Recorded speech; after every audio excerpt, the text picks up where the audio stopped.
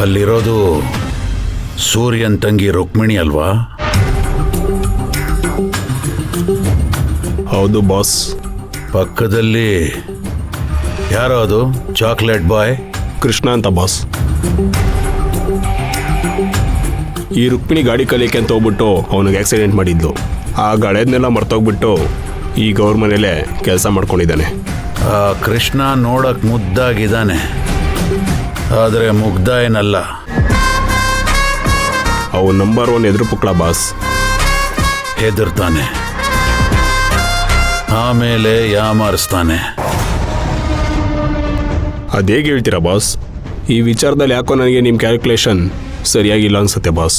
ಇದನ್ನ ಕ್ಯಾಲ್ಕುಲೇಷನ್ ಅಂತ ಹೇಳಲ್ಲ ಕಣೋ, ಎಕ್ಸ್ಪೀರಿಯನ್ಸ್ ಅಂತ ಹೇಳ್ತಾರೆ. ಇವನ್ ಮೇಲೆ ಒಂದು ಕಣ್ಣಿಟ್ಟಿರು.